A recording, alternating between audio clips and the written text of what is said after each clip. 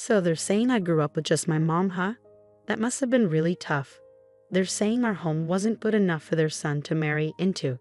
Right now, I'm sitting here with my fiance's parents and they're saying some really mean things to me.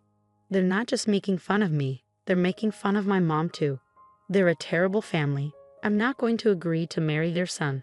I'll show them what it feels like and say no to their proposal. They deserve to feel really bad about how they're acting. My name is Emma, and I'm 27 years old. It's just me and my mom in our family. My dad died in an accident when I was little, leaving us alone. When my dad passed away, my mom didn't cry. She always smiled, even though I was crying a lot. My mom worked really hard so I could go to university and study law. Now I work for a big company and stay really busy. My fiancé, Michael, is 30 years old, 3 years older than me. He asked me to marry him after we'd been together for a year and a half. He asked me out after we met at work, and I said yes because I wanted to make my mom happy, even though I thought it might be too soon. Today we're going to meet his parents to talk about our wedding. I'm so nervous. Do I look okay? Don't worry, Emma. You always stress too much. But Michael, you mentioned your parents are quite important. They're considered wealthy. It's more about my granddad, though. He was quite successful. Yeah, his folks are what you call rich. His granddad did well as a business person and left a lot of money when he died. It seems like his dad is living off that money. Do you think they'll be okay with it? I picked this gift from a fancy store, but do you think they'll appreciate it? It's okay, it's okay. What matters is that we brought a gift. Gosh, I'm really anxious, you know. He's just going back to his parents' house. So he's calmer than me. I'm so nervous, it feels like my heart might leap out of my mouth. Try to be a bit more serious. This is a formal meeting to tell them about our wedding. As I started to get annoyed by his relaxed attitude, I saw a huge mansion that took my breath away. It's huge, just like I thought. When I quietly said that, he chuckled proudly. Granddad was quite something. Dad and everyone else are waiting. Let's go in fast. As we stepped into the entrance together, the big door opened by itself and his parents welcomed us. Hello, you're Emma, right? Our son has told us about you. It's a pleasure to meet you. I'm Michael's mother. Yes, nice to meet you. I'm Emma. You're so sweet. Please come in. I'll prepare some tea. His mom was calm and smiling the whole time, which helped me relax a bit. His dad was also friendly. So you work with Michael, huh, Emma? That's impressive. A woman working at that company. Thank you. The term a woman bothered me a bit, but I took it as a compliment and replied politely. However, as the conversation went on, I started to feel more and more uncomfortable. While deciding to marry Michael takes courage, Emma. Huh? What do you mean? Michael's parents, in other words, us, were wealthy. Normally, someone might feel intimidated by the difference in status and be hesitant about marriage, you know. Yeah, some people might feel that way. Michael's dad seemed to think they were quite special and didn't hesitate to talk about their status. Michael's mom, who had been calm before, started to show her true colors as the conversation went on. Well, my family wasn't really rich, but as you can see, and pardon me for saying this, I'm quite attractive. Don't you think I'm a good match for my husband? Oh, I see, Emma. You're remarkable for agreeing to marry Michael with your looks. I couldn't do it. I couldn't tell if she was being sarcastic or sincere. I looked at Michael for help, but he didn't seem to care. In fact, he even joined in and started teasing me with his parents. Emma, she's not the most beautiful, but she's good at her job. I think she'll make a good wife. She's highly respected at work, even though she's a woman. I believe she can keep up with me, right? Was he always like this? When it was just the two of us, he seemed more composed. Maybe he acts different around his parents. While I wondered about this, I managed to keep up a polite smile. Suddenly, Michael's dad asked him, "Oh, Michael, have you met her parents yet?" Of course, I've already handled that, so no need to worry. I assume Emma's parents are pretty ordinary. She doesn't have a dad, but her mom seems like any other mom. After Michael's response, his dad's eyebrows twitched. No dad, Emma. What's the story there? Taken aback by the sudden change in Michael's dad, I quickly explained. My dad died in an accident when I was little, so my mom raised me on her own. So you grew up in a single-parent household? Yeah, that's right. I still live with my mom. When I finished explaining, Michael's dad looked deeply thoughtful, and his mom seemed to get upset. They started whispering as if they were having a private conversation. Is everything okay?" I asked cautiously, confused by their reactions. At the same time, Michael's mom said something surprising. "This could be a problem." What do you mean?" "Michael, maybe you should think again about marrying her. Mom will find you a girl from a better background." "Wait, what are you saying?" Michael's mother gave me a cold stare. "A girl raised by a single mother isn't suitable for Michael, is she?" Right beside her, Michael's father quickly added, "Exactly, Michael. Despite her career success, coming from a single-parent household is a problem, isn't it? I've warned you many times to be cautious about who you marry, but you..." It felt like I was being judged like a faulty item. Hearing such words from my fiance's parents, whom I was meeting for the first time, was completely unexpected. I was left stunned in shock. Then my fiancé, Michael, said something that made me question if I heard correctly. "Oh, so she's not even close to meeting the standards. I thought she might barely make it. But I'm already 30 and finding someone else would be a hassle, so I'll just settle for Emma." "What? Michael, don't we want to get married because we love each other? You didn't really think I was marrying for love, did you?" He laughed loudly, tossing out those harsh words. "All I want is a wife who can manage the house like a maid. I can't truly love someone with a family background like yours." "That's right," Michael's mom chimed in, agreeing with his cold words. Even Michael's dad nodded along, laughing mockingly. "I can't believe this. I thought he was the one who genuinely wanted to marry me out of love." I was completely speechless at this sudden turn of events.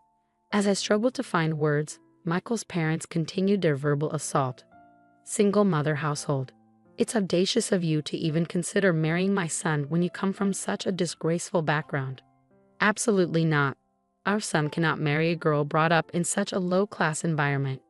In that moment, all the emotions I had been suppressing reached their breaking point.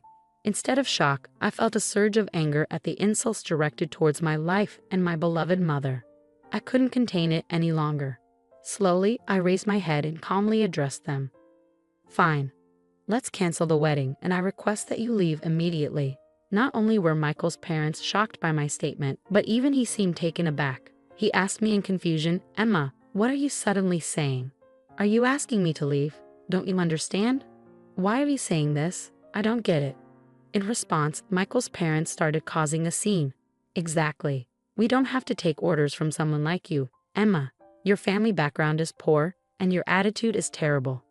What do you think you're doing? Be quiet." I slammed my hand on the desk and stood up. "Do you know who owns the land this house is on?" "What are you talking about? This land was inherited from my father." "From your father? Can you prove that this land is yours? Do you have any evidence?" When asked for proof, Michael's father started to panic. They seemed to have never checked, whispering to each other. "What's the problem? If you own the land, there should be proof, right? Like inheritance documents. We don't have anything like that. This house was built by my father, and this land belonged to him from the beginning. That's how he could build it." As Michael's father spoke, Michael's mother also chimed in. "First of all, what are you talking about, Emma? It's impolite for someone like you to discuss someone else's property. Stop it. Just because my parents didn't approve of our marriage, don't start making baseless accusations. It's pointless to keep going like this." I decided to reveal the truth. "It seems you're unaware, so I'll explain. Your grandfather only had a lease agreement with my grandfather." "What? A lease agreement?" It seemed like a new term for him, and Michael's father looked confused. I was frustrated and explained it patiently so even this ignorant family could grasp it. "A lease agreement means you're allowed to use the land. Right now, you're using it for free, but when the agreement ends, it goes back to us. So basically, your grandfather is just borrowing this land temporarily from mine." "No, that can't be. I've never heard of such a thing. You're lying." "Are you calling me a liar? That's not true, and we have the contract to prove it. We've already checked its validity." Michael's father was stunned and flustered by this unexpected truth. "No, it can't be true. You're just making it up. You come from a single-parent family and your dad passed away." "That doesn't matter. My mom's dad owned a lot of land and lent it to many people. We've been able to live thanks to his support." "You own that much land?" Yeah, I studied law in college, so my mom and I were looking into our land leases. That's when we found out that this place where you live is also owned by my grandfather. Do you get it now? The three of them were shocked and speechless. They were struggling to understand their situation, but I explained it anyway. Considering this, could you please leave this land soon? According to the contract, the free rental period ended a while ago. I believe my mom sent you a notice beforehand. A notice? No, we never got anything right, Mom. Michael's father looked to his mom for confirmation, but she replied with a pale face. I did notice an envelope coming every month, but I didn't really understand what it was for, so I thought it was junk mail and threw it away. Could that be it? That was the notice, I said with a smile. We've been sending notices for over 2 years now. What will you do? Pay 2 years worth of land rent or leave? You need to decide. Wait, hold on. You can't just spring this on us out of nowhere. Out of nowhere? We've been asking you to do something for a while now. Please make a decision, Michael's father begged desperately, kneeling down. We've been facing huge losses in the stock market recently, and our assets are minimal. We were counting on Michael's support from now on. But there was no room for leniency anymore. I had planned to settle things amicably if the marriage was decided and if I received an apology about the notices. But since you've insulted my mother, I've had enough. I'm sorry, but I can't let you continue to stay on this land for free. With that refusal, Michael's parents started to tremble. Even Michael, who had been calm until then, began to change his attitude as if it were the right moment. Hey, Emma, can't you stop this now? I'm going to marry you, so please. What are you saying now? So what? Let's just forget about this. If we get married, there won't be any issues with the land, right? Right? Is this guy for real? I can't imagine marrying someone so disrespectful. At this point, I don't need a man who insults his fiancé alongside his parents. I'm sorry, but I have to decline. I refuse to become part of a family with such a conceited man like you and your knave parents. At my words, he looked like he was on the verge of tears. Please forgive me. What happened next doesn't need much explanation. Despite boasting about their wealth, his parents were actually struggling financially. They couldn't even afford to pay the land tax for 2 years upfront, revealing their true financial situation. Eventually, they had to leave their land, sell their grandfather's pride and joy, the house, to cover the overdue taxes. They tried to maintain their lifestyle for a while, but it seems their money dried up quickly. Now they're living in a small apartment as a family of 3. Word about the whole ordeal spread quickly within the company, and he lost his reputation. However, his parents rely on his income, so it seems he's stuck. Sometimes I receive romantic emails from him, but I never reply. I have no feelings for him whatsoever, and I doubt I'll ever trust him again. He's become the subject of gossip at the company, and I secretly hope he continues to struggle in his tough situation.